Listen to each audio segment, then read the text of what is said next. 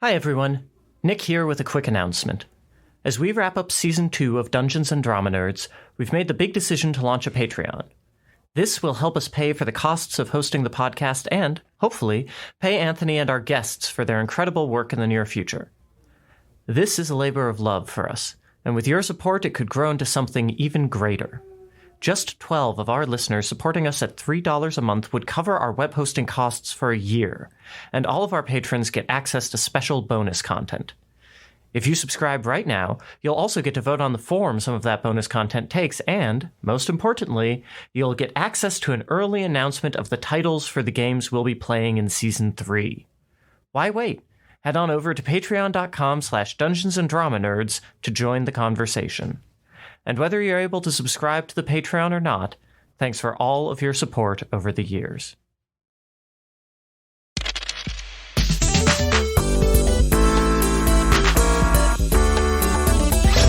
Dungeons and Drama Nerds. Previously on Lancer. Despite a valiant attempt on Derrick's end to charm his way into a truce against the witch, the battle raged on against the warriors of the Agate Cross. But the longer the Lancers fought the pirates, the more the cargo revealed itself. Now, as android skeletons emerge from the drone ship, the Lancers spot an SOS flare coming from the scientist's base. And the flare is going up and up and up into the sky, a bright, bright red, probably made of some particular kind of compound that makes it burn brighter and longer than any flare that we would see in our time. This is definitely still considered pretty old school in terms of the world of Lancer, but obviously comms are not an option. This is the only way that the base can get in touch with you. So as you all are seeing this go up, the message is clear.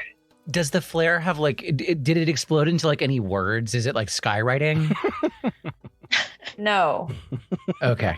Just so is it one letter? No, there's no skywriting in the SOS flare. Okay. I'm sorry, Ben, are you disappointed? But it's not like the command codes to the androids in the ship are. No, it's not. No, it's not that. Damn. Cool suggestion. Really, really cool idea, Ben. We'll think about that for next. Firing a second flare. So it's just oh, by the way.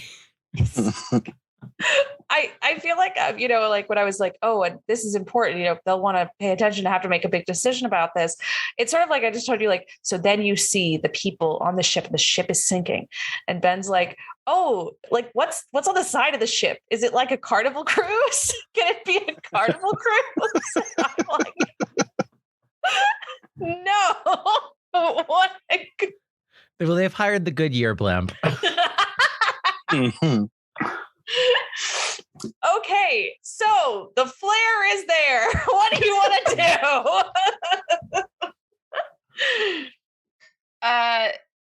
So I don't know if we're still going with turn order here, but I do want to do some physical things along with any conversation we're having at this point, because I still have 2 worms digging into my mech.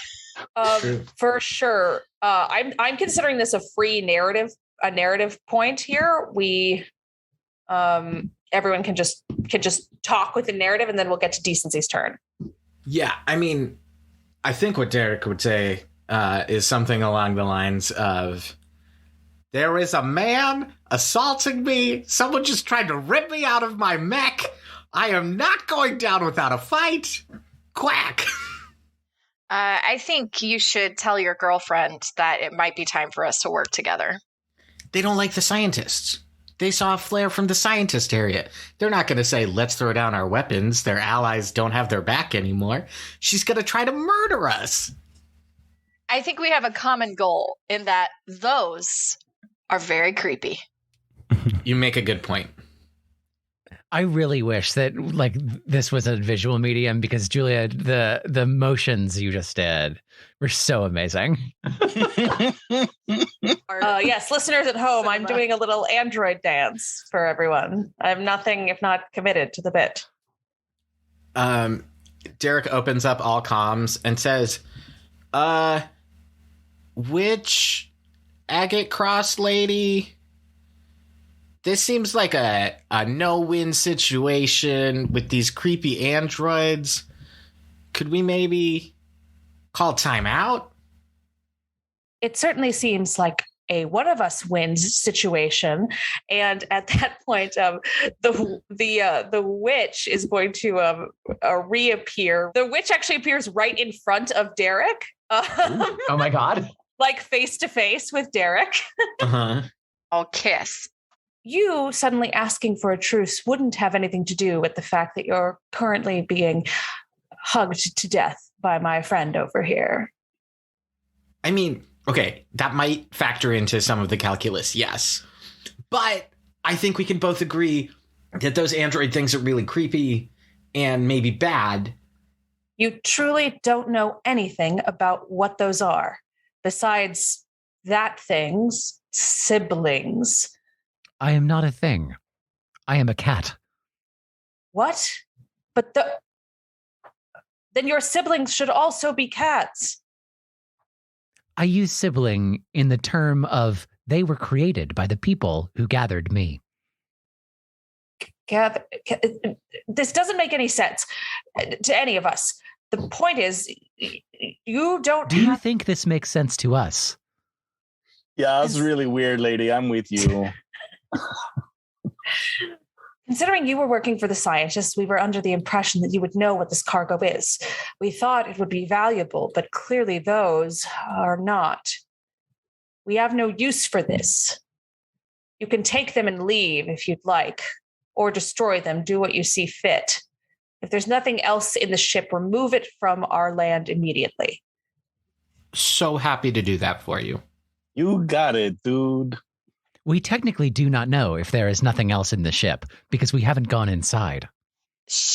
All the Agate Cross warriors sort of look back at the ship, and more android skeletons are just falling out of it at this point, and they're kind of sort of like stepping over each other. They're kind of like, some of them don't have legs and are kind of crawling on the ground.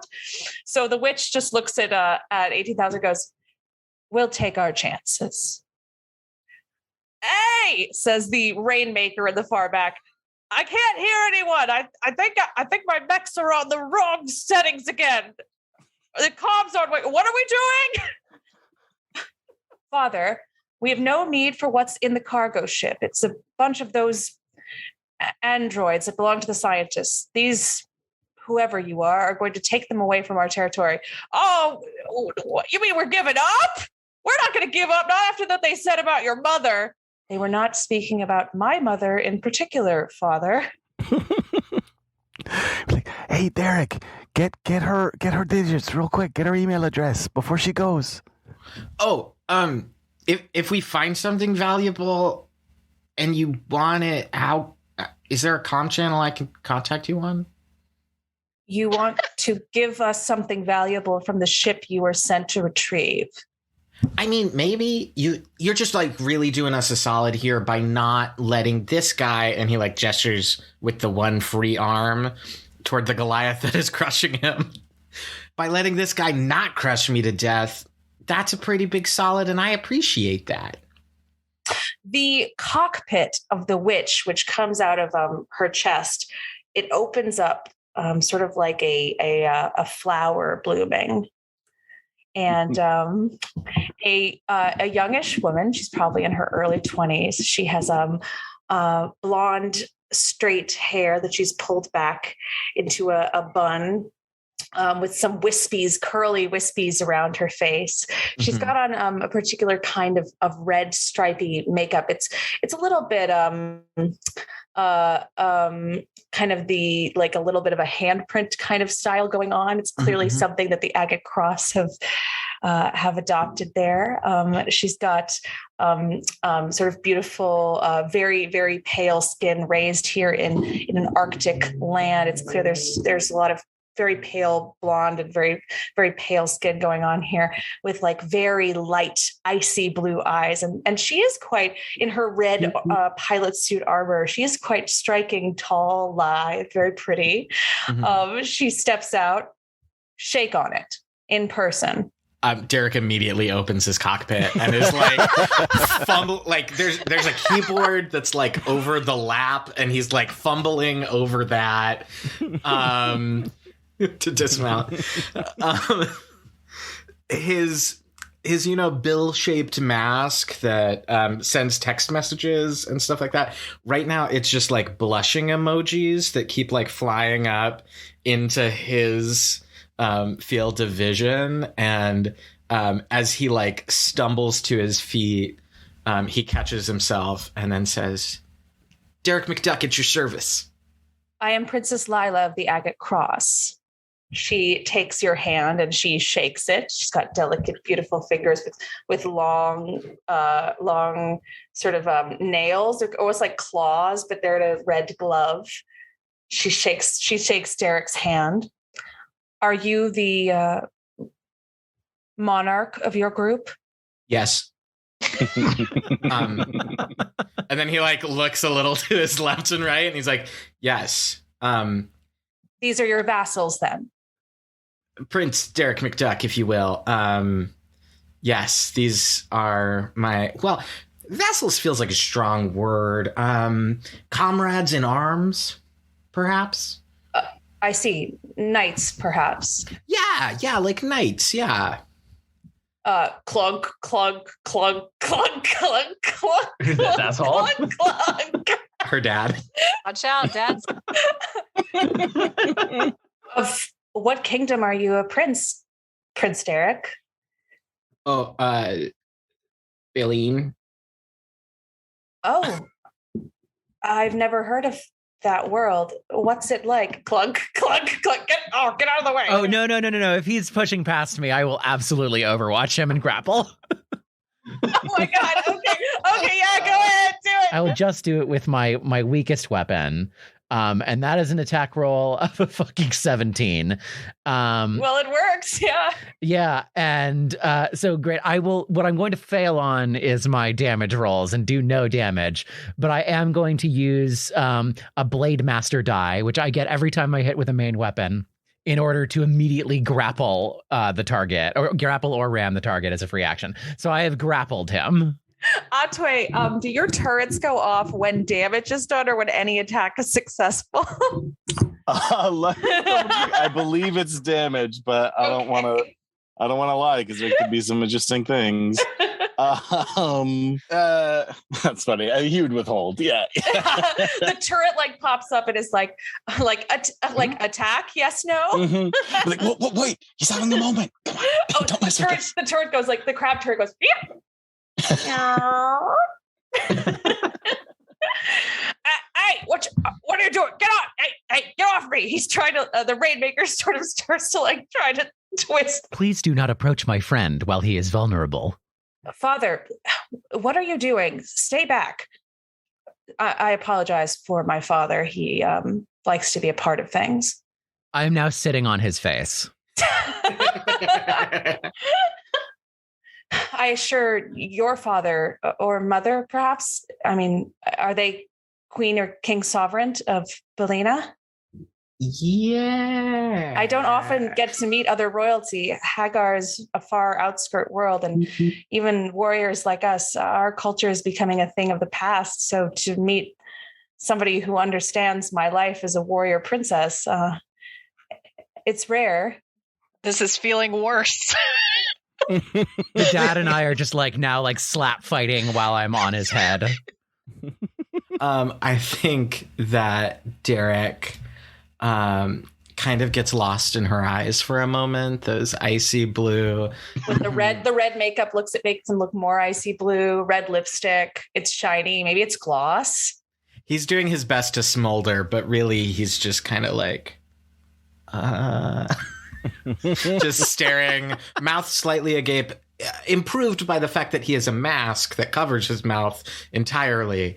But he looks a little dopey from the nose bridge up. And I think he says, I'd really love to be in contact more with you, but, and he looks over to the flare on the horizon. There's just things I need to do. You understand. Yes. Those scientists, they set up here near our lands without speaking to us or presenting audience to my father. It's a grave insult, you see. We can't possibly be friends with them until they try to make amends. I would be happy to serve as emissary or envoy between the scientists and the wonderful people of the Agate Cross. Oh, God, asking a prince to be an envoy. No, you should surely send one of your knights. 18,000 and the dad are just arm wrestling on the ground. Wait, what is 18,000 saying as 18,000 wrestles? I think that's complete, like, steely silence. You just hear with his giant mech arms, like, wrestling. Perhaps one of your knights, not that one. I would be happy to send one of my knights to be emissary to the scientists on your behalf to make sure they follow the proper protocols in terms of land use. We are not unwilling to receive guests here on Hagar. We only wish to be respected as the sovereigns. We will send our own emissaries. Prince Derrick, this is very exciting to know that the scientists over there at least have some touchstone of royal decorum. I'll make sure that they do. Well, is Belena far? It's a short warp from here. Oh, well, maybe perhaps one day I can come and pay a political visit to your kingdom. I would enjoy that very much. I cannot wait to meet your father, the king of Belena. Yes. And Derrick like makes a mental note, like figure out how to, one, make sure to see if they have interstellar travel capabilities on Hagar, and two, figure out a compelling alibi once back on Belena. Warriors of the Agate Cross, we will be leaving Prince Derrick and his knights to handle this cargo. We have no more need to be here. Father, please stop playing around. Father. I'm gonna get you, stupid cat. Stay still. Please stay still. I apologize, Prince Derrick, for the near unforgivable violence we unleashed on a fellow royal envoy. I hope you will find it in your heart to see me as an emissary of peace and goodwill. I believe it is my party that needs to do the apologizing for entering your sacred spaces in such a brutish and crude manner. You know, the way you talk, I'm sure the ladies of Belena are lining up to court you. Are you perhaps already promised? No. Oh, well, I am technically promised, but anyone who I defeat in hand-to-hand combat cannot have me. And therefore, I have not yet been married. I don't think this recent fiance will last much longer. So, is it the guy in the Goliath?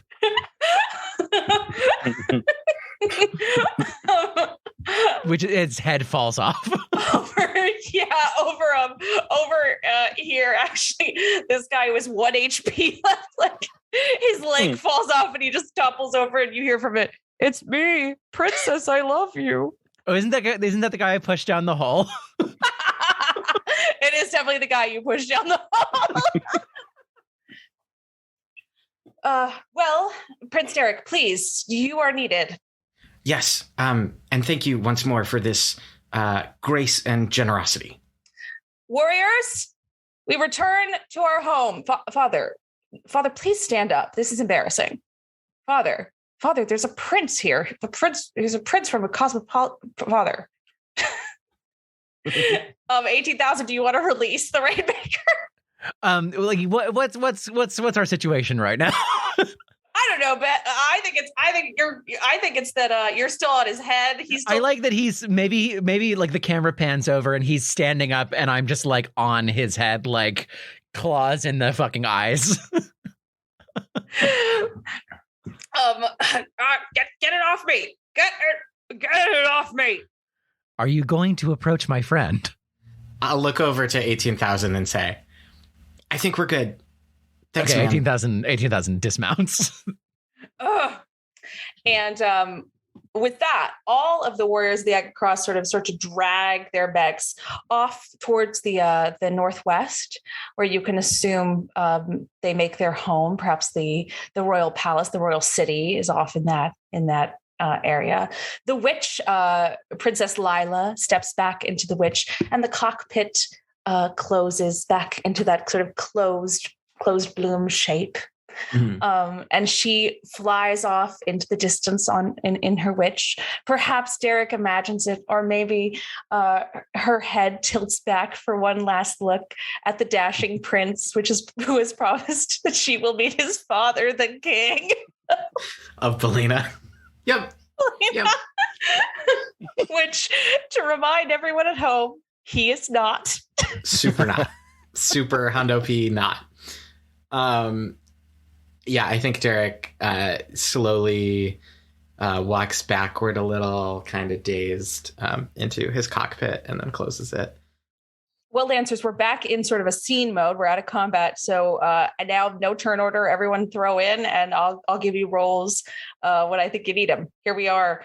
Signal has now burned out. The warriors of the Agate Cross have left. I would love to be having been repairing my mech the whole time that was happening. So there's just clanging in the background. And like every so often over the personal comms between us, you hear like I cannot believe this. You've got to be fucking kidding me. Who are you going to dress up as a king? Okay. One, it's going to be fine, probably. And Derrick is also repairing his mech as he does this.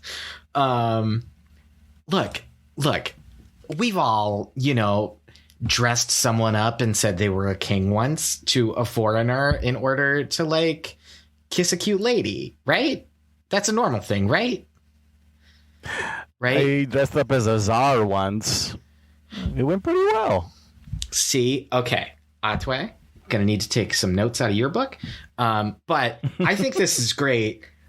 That's a later problem, though, I think. And I look like my mech looks off toward where that flare was a while ago. He's like, should we be worried? Do we want it? Should we do something about these? Should we do something about that? Is it an Android thing? Is it a... So 18,000 is like Julia, a question about this ship. Like, can I just like push it like a snow shovel to just like get the androids back into it? Oh,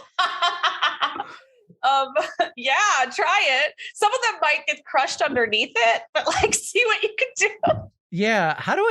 What do I do? Yeah, let's go ahead and do a roll for that. Do you have any triggers that might help you with that roll? No. Then let's just do the regular vanilla D20. Yeah, great. All right. Get a die out. Would you take a 9? No, I won't take a 9. So 18,000, describe how you failed to scoop up the android. I think 18,000 like picks this thing up that's way too heavy and just like it falls back on the mech and like kicks up a bunch of snow that just like fills the cabin and like covers 18,000's head. And meanwhile, more androids just kind of fall out of it. At this point, there's definitely like 100 of these things, at least, and there's more coming out. And once again, they're not threatening. They're not like attacking you. They are just sort of stumbling around, like and then you realize that the ones who can kind of walk relatively well are kind of zombie shuffling towards the scientist's base, like in that direction. Could I put them in a portable bunker? Can we do something like that? I see no reason why you cannot put them in a And then, bunker. like, I don't know, close it up or drag it with us somehow. I see literally zero reason why you could not pack them to go. Beautiful. Well, while that's happening, can I isolate like one of them after I'm done with my repairs and use hack or fix to like run a diagnostic on like what in the hell is happening here? Yeah, for sure. Let's go ahead and do. So Tristan, you want to do that from your mech, right? Yeah, it's a mech move. Okay, great. I mean, we're in narrative, but I don't know. I think you can still do that. It's you don't have to roll for that move, right? You just deploy it. No, I just deploy it. It's like I think a 4 tile or something area. Oh, then great. Yeah, that will definitely take all the mechs. So I say just do it. I mean, not the mechs. I'm sorry, all the androids. So Tristan, can you describe how the large fortress takes all of these androids? Yeah, I think a lot of things are probably happening with Decency at once. I think they are pushing the worms. They've taken a chunk off of the inside of their mech and are pushing the worms out with like one of those hand things. It's like a long on a stick and you can squeeze it and it can pick things up for you. Yes. Yeah, they're like, they have one of those and they're just like pushing the worms out and then they're putting the paneling back on inside the mech. And I think they pause to see if 18,000's bucket plan works. And when it doesn't, you see a big snowman with like a mech tail coming out of it. Beautiful. They just hit like a big button that glows a little bit. I mean, we joked, when we were doing this in practice, we joked it was the, what was it? The cat crate or whatever? What did Julia call it?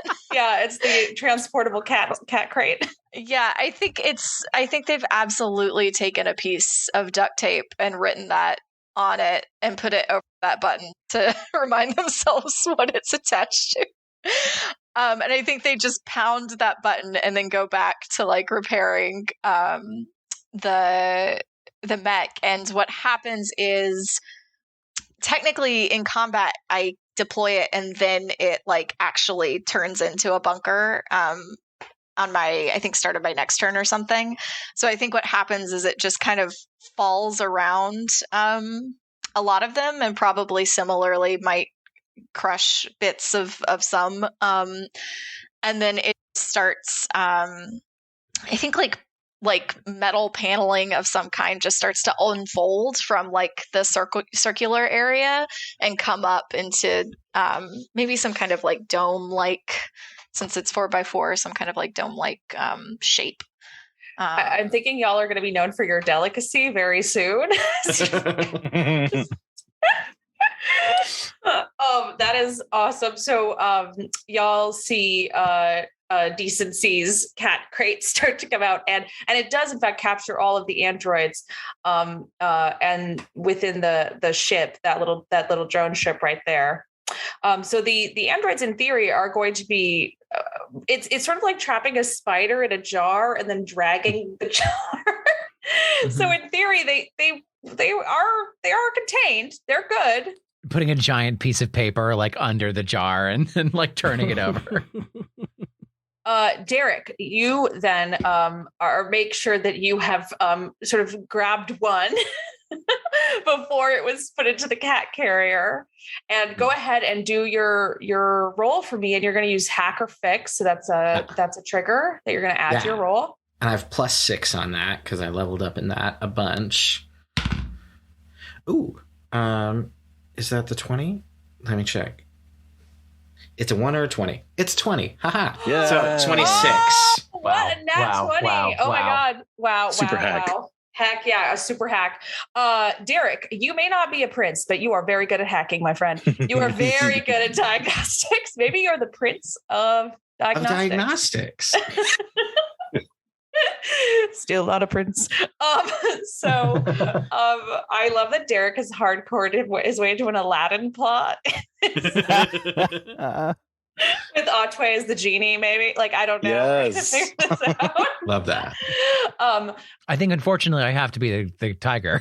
I don't know. You might be the Abu, the monkey character. Decent. Wait, who's the rug? You could be the rug. You could be the rug. Okay. Derrick, you go and how does Derrick with his build? Is that how he and a laptop with his Mac? What do you like to do your diagnostic work on when it comes to tech? Yeah, I have data plating.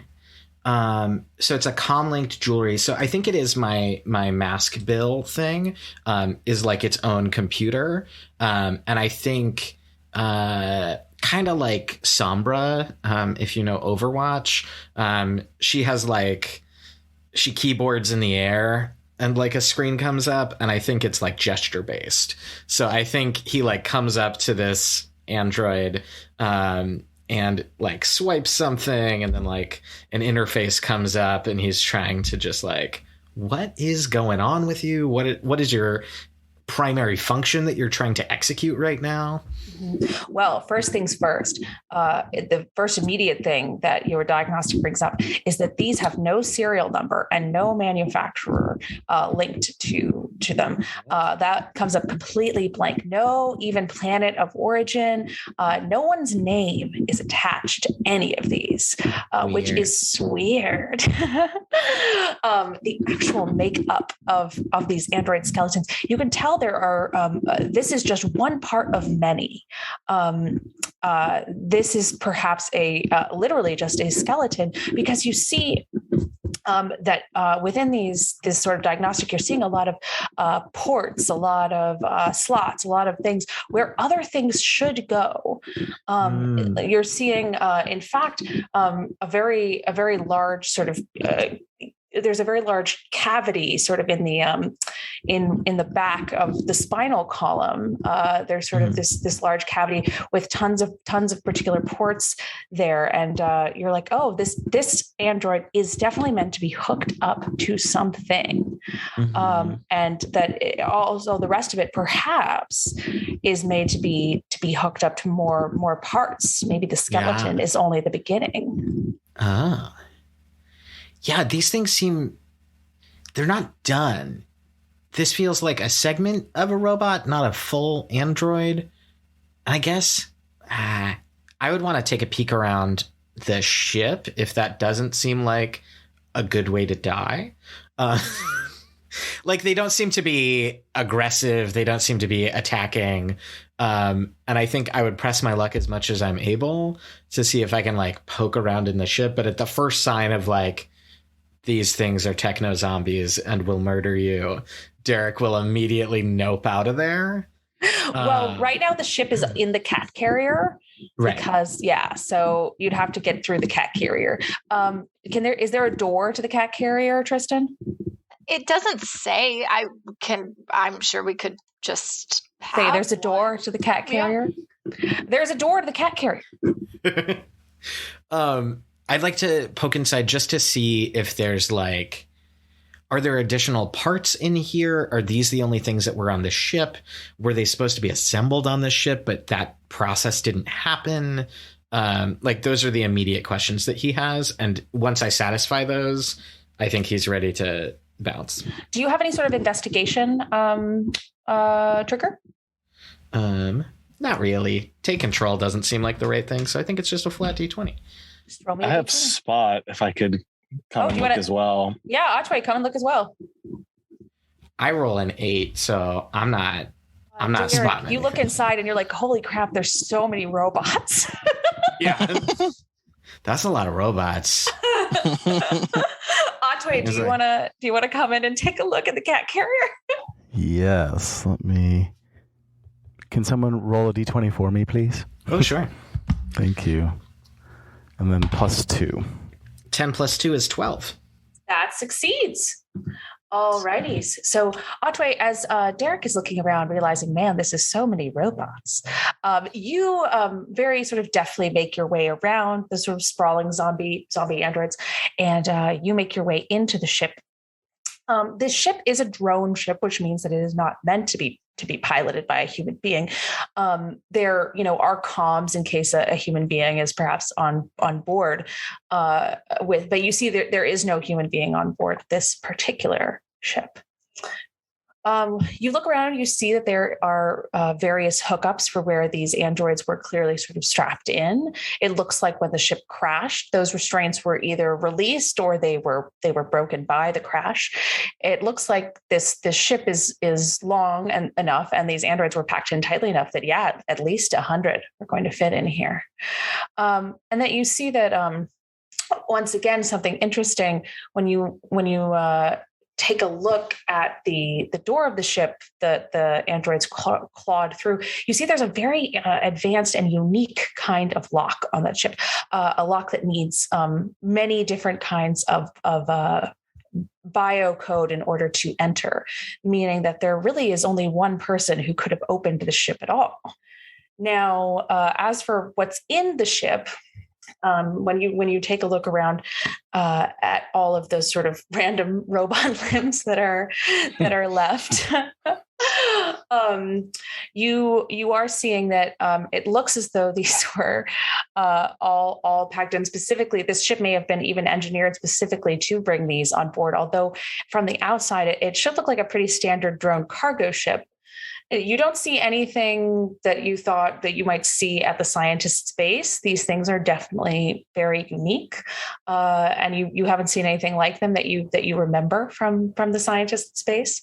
And you also don't see any sort of like property of anything at the scientist's base either, which you would expect to see on cargo from them. Okay, so Hatuey says, it looks like they were supposed to be strapped in. I don't think they were supposed to be wandering around, but the crash set them loose. And it's very clear that the people who packed this in didn't want anybody to know what was in here or to whom it came from or was linked to. So as we saw when we talked to the scientists at the beginning of this mission, they do not want anyone to know what's going on in here. I don't know how we feel about that, but they're up to something. Intelligence does love to pretend it's someone else's problem. So when you leave the cat carrier with all of the robots still sort of, that maybe some of them are kind of like trying to get up on the top or something, like they're definitely all trying to get towards the scientist's base.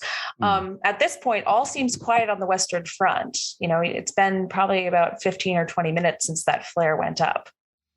Yeah, we should probably go deal with that, right? Yeah, do we want to try to take these androids with us or leave them here and come back? What do we think?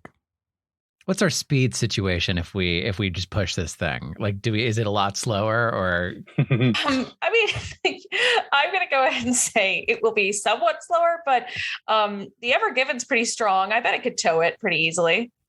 Yeah, I think it just pushes it. If that's what we want to do, I think they would just push.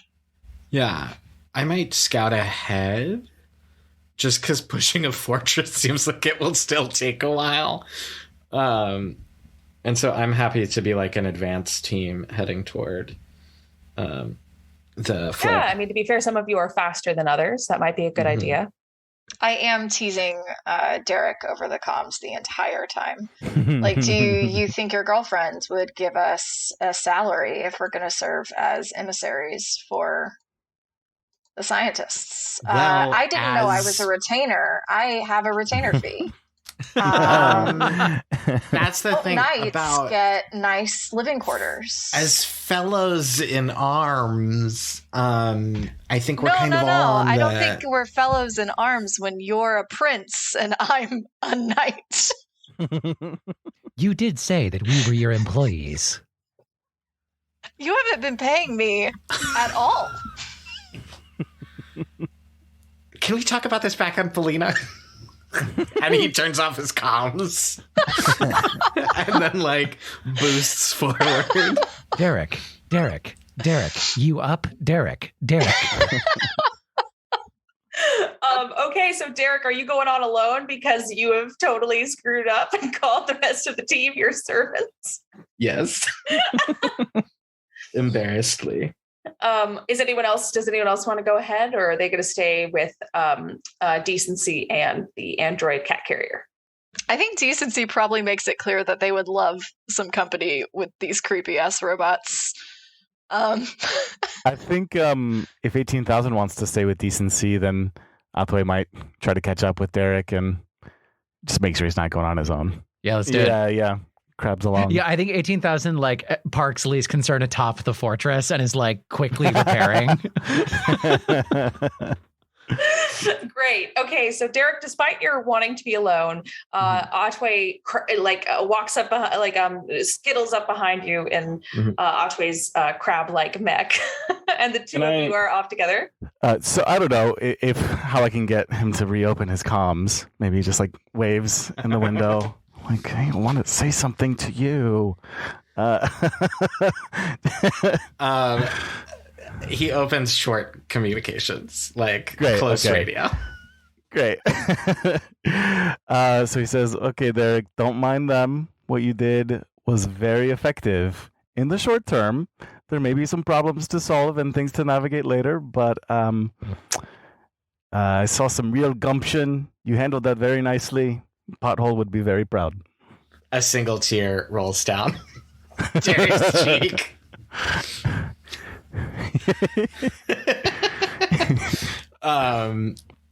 He looks away, wipes his face. That means a lot to me. I don't know. Sometimes you see a beautiful person who's trying to kill you, and you think, what if they just choked me a little instead? I've been there. Right? Yep. Thanks, Hatuey. That means a lot to me. After learning some deep lore about Derrick and Derrick and Hatuey,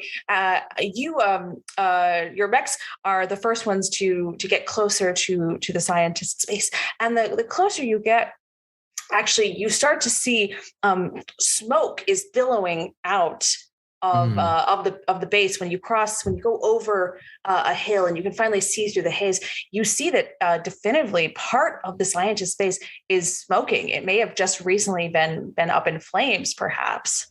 I'd open all comms and say, looks like there was a fire, going into check. And I'll boost forward. 18,000 and Decency, you are both taking up the rear when you hear that message. 18,000 at this point has just finished repairing his mech and jumps back with Decency and starts pushing. Great. So you guys are sped up as a cat is helping to push the cat carrier, a sight we have never seen except on TikTok. I do think Decency will speak up and say something along the lines of don't push too far. Yeah. I think they feel a little nervous about Derrick taking off. Oh, to Derrick, not to 18,000. We can push as far as we want. I was going to say, we have to push it all the way. We will find a good place for this cat carrier full of creepy robots. Derrick, don't push too far. So yeah, I've got his back. I'm sure those dum-dums just blew themselves up or something. He's done with the scientist. I don't know why, but he's just done. I feel it. They were very withholding. I know that there is a perception of scientists going into labs and then coming out with their eyebrows charred and their hair all backwards from getting exploded on. But science is boring. So, I don't say that. Ben does entire bit, then goes, I didn't say that. I retcon that. I don't know why I did the character voice. I retcon everything my character did. Yeah, and I got to go retcon back to in the first round I killed all the mechs, in the second round I fucked all their moms. Yeah, I'd actually like to retcon my character idea. I am now.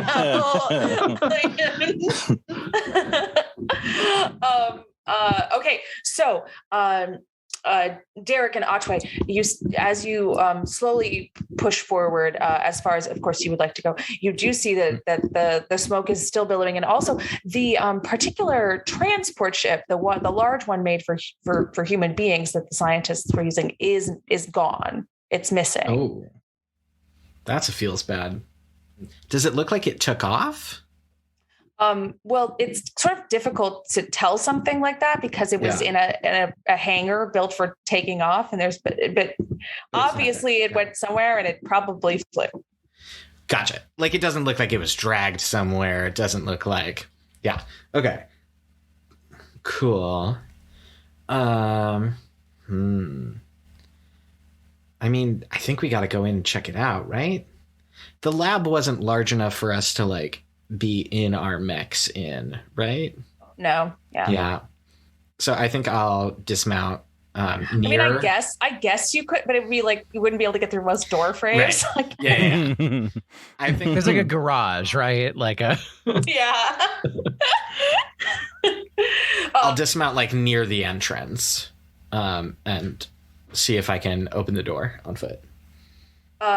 Great, Derrick, you can open the door. The door actually flies open, and you can see that there are inside a lot of the scientists that you vaguely remember seeing are there, and there's obviously a lot of commotion. People are talking, looking things up on a computer. A few are on phones, obviously trying to get a hold of some people.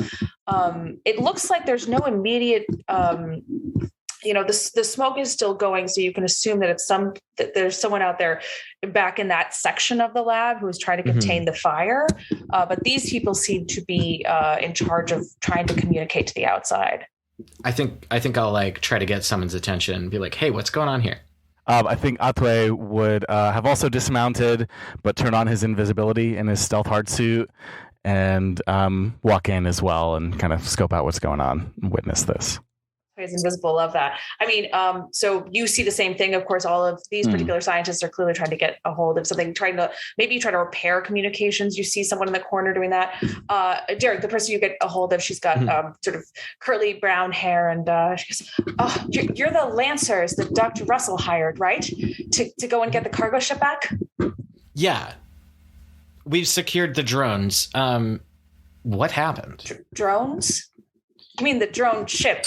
There was only one drone ship. Drones. I mean, it was full of androids. I don't know. I'm not a scientist. What happened here?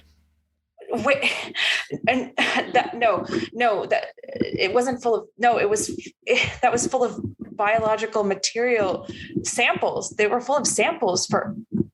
No. It'll be here in a little bit. And this isn't, none of it's making sense. Look, there was an explosion in the out in the main lab, in lab number 1 over there. We can't get in there right now. There's a huge fire. We're trying to contain it, and all the comm lines are down. We don't understand why. We're thinking maybe something was miswired when we set up the lab.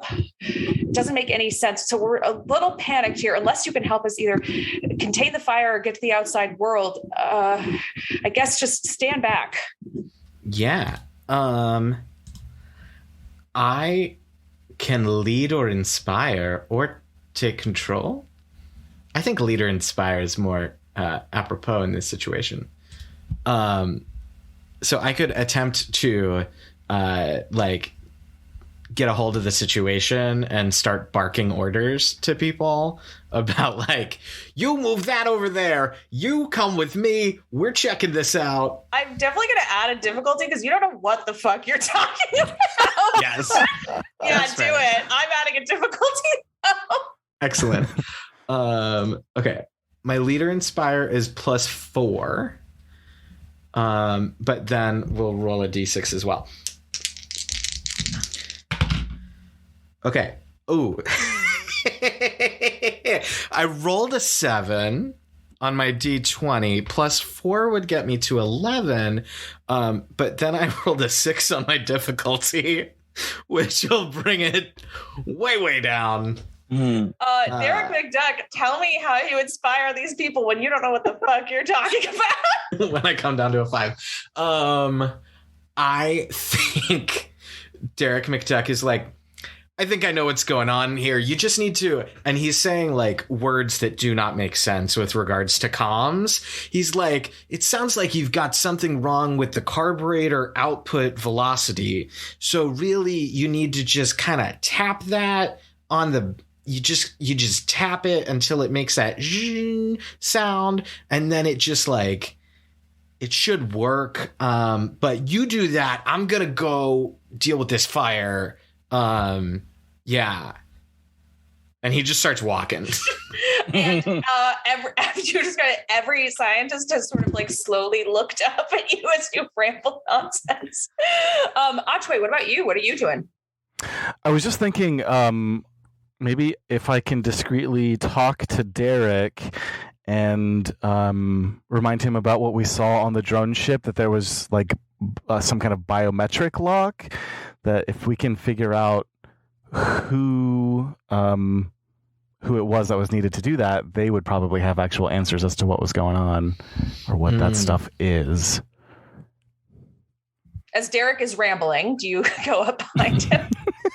Yeah, I think as he starts walking away, he comes over, he says, okay, not so smooth that time, Derrick, that's okay.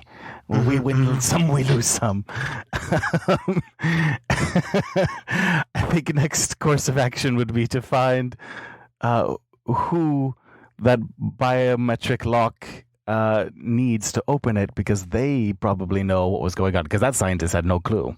Yeah, I mean, it's probably the guy who sent us, right? What was his name again?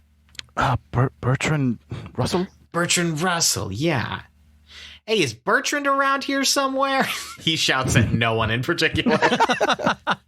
And then one person looks up and says, he was in the lab with Alice. And Alice is 18,000's owner, mom? Okay. I think Derrick takes off at a run toward the lab. Yeah, Hatuey will follow. Great. Decency and 18,000. I'm going to say by now you've come up on the same hill and you see the smoke coming out of the lab. And does 18,000 recognize like where in the facility this is coming from, or does he not know this particular facility very well? I would say you don't. Yeah, no, you don't recognize this facility well enough to be able to, unless you have photographic memory, because you got a tour. No. If you don't have photographic memory, okay, then no, I don't think you would know exactly where it's coming from. Did Derrick or Hatuey relay any of the information they were getting? I can pop that over comms as I start taking off. Alice was maybe involved in the explosion. I'm heading toward the lab to see if we can get some answers. Oh God. Okay, wait. I have two thoughts. Thought one. My mother is not a thought. She is in danger. Okay. Speak for yourself. I can't believe Derrick came out of this. I can't believe Derrick. I'm not going to let Derrick come out of this with a date without me getting one too. So sorry, 18,000. I'm your dad now.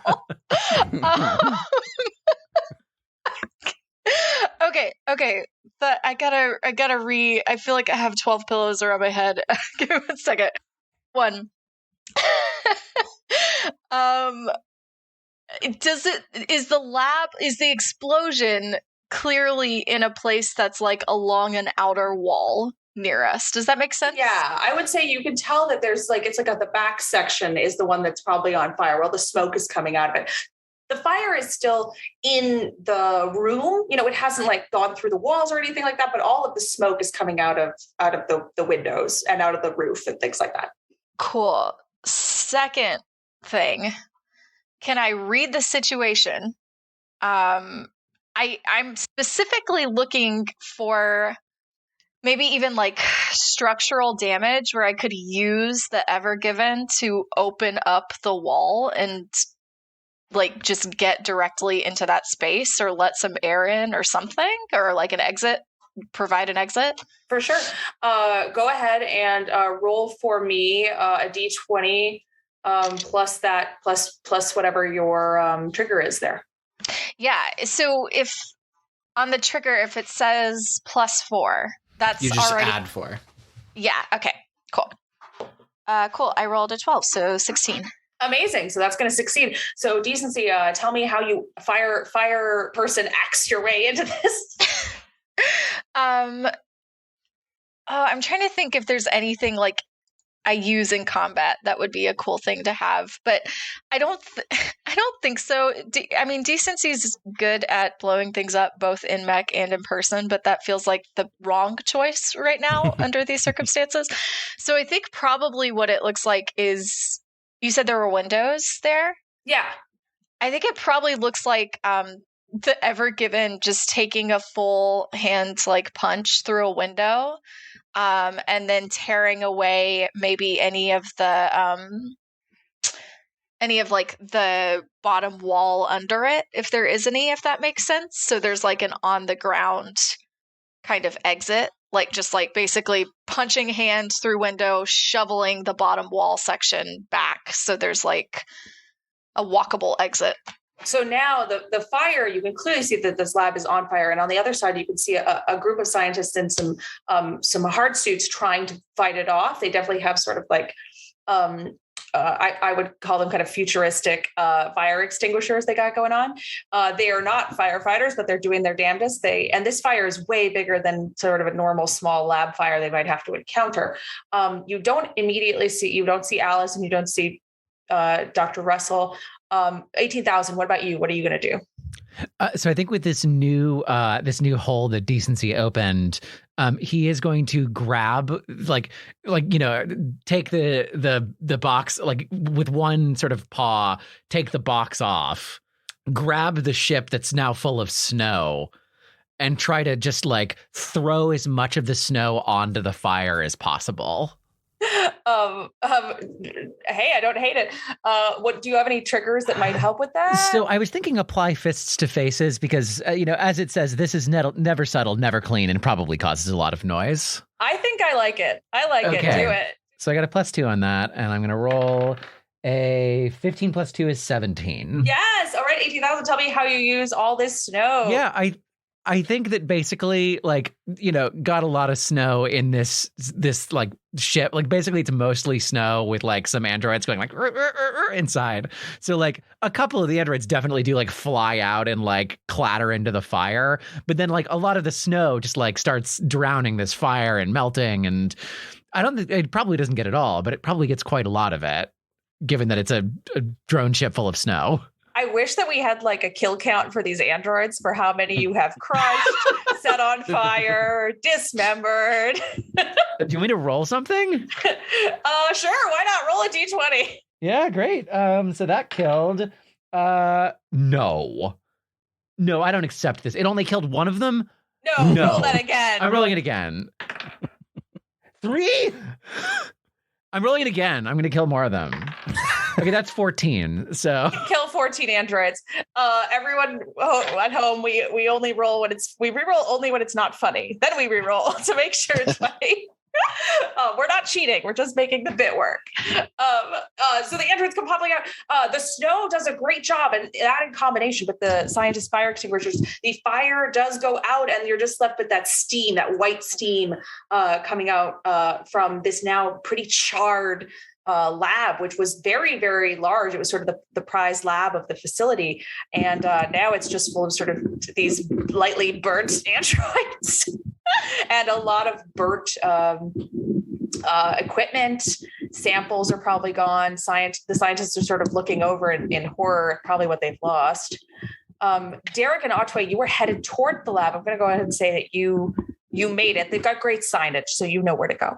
And you arrive just as the fire has been put out.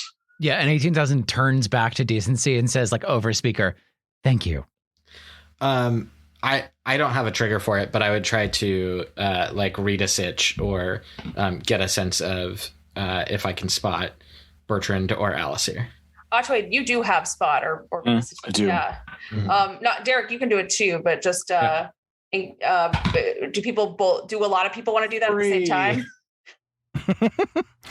Yeah, I rolled a 7 plus 2. Got a good old 9. Oh, okay. I mean, I Real could misty. do it. I could do it again now that I'm able to like look inside the actual building. I feel. Yeah, go ahead and try it. Oh, that's a 20. Hey. Stop. Okay. So Derrick and Hatuey, it's hard for you to see. The steam is pretty thick at this point, and the scientists are sort of blocking your way from looking into the lab. And you're not having a great time trying to force your way forward, even though Hatuey is invisible. And Hatuey, you also know if you walk through that steam and you're invisible, people are going to like probably notice that something is there. So you're hanging back. Decency, however, when you look out your cockpit into the burnt lab, you can see that you don't see any bodies, you don't see any people, you don't see any closed off areas, like anywhere where anyone would be hiding. It looks like definitely Alice and Bertrand are not here at all. Where'd that ship that was here go? Anyone know? A scientist steps forward. It took off during the commotion. We don't know who took it or why. I have a feeling. And then I'll look at 18,000. The whole mech turns to look at 18,000. It's a big mech turn too. Yeah, 18,000 is like dismounted to like look for Mother and just sort of looks back and says, "They always come back when they leave." Oh my God. On that beautiful note, we are going to fade our scene over a few hours later from where our Lancers are, but many, many light years away as well. So, time differences. We're back on Belena, back in the city of Belena, I should say, at the Unio headquarters. And for them, it is early morning, crack of dawn, start of the workday, where the likes of Jimmy John, janitor robot, will be going ahead and looking for Hatuey in his usual closet. He's not to be seen there this morning. Jimmy John doesn't know how to feel about it, or even if Jimmy John feels, he doesn't know.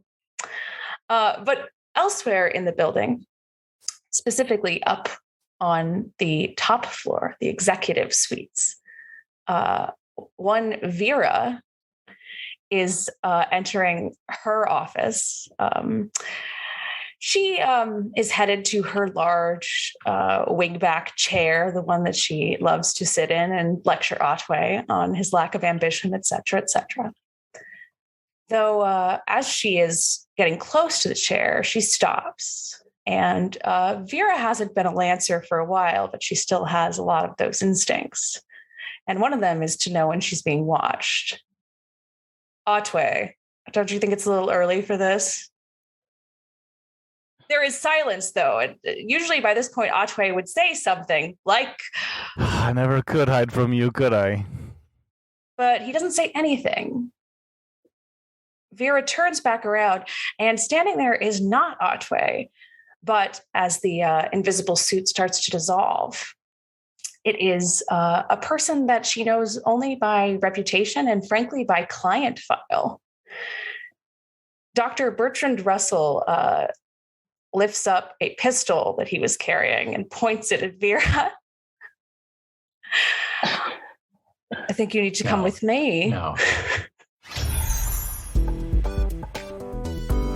Dungeons and Drama Nerds is produced by Todd Brian Backus, Percival Hornak, and Nicholas Orvis, and is mixed and edited by Anthony Sertel Dean.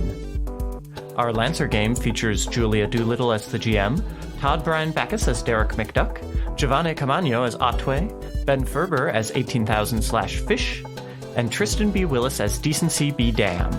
Lancer was written by Miguel Lopez and Tom Parkinson Morgan, and was published by Massif Press. If you'd like to help us continue exploring the intersection of theater and tabletop role-playing games, consider leaving us a review on your podcast app of choice or supporting us and getting access to our patron-only bonus content at patreon.com/dungeonsanddramanerds. You can find our social media and website links, including our cast bios, at the link tree in our show notes. Be sure to tune in next week for another episode of Dungeons and Drama Nerds.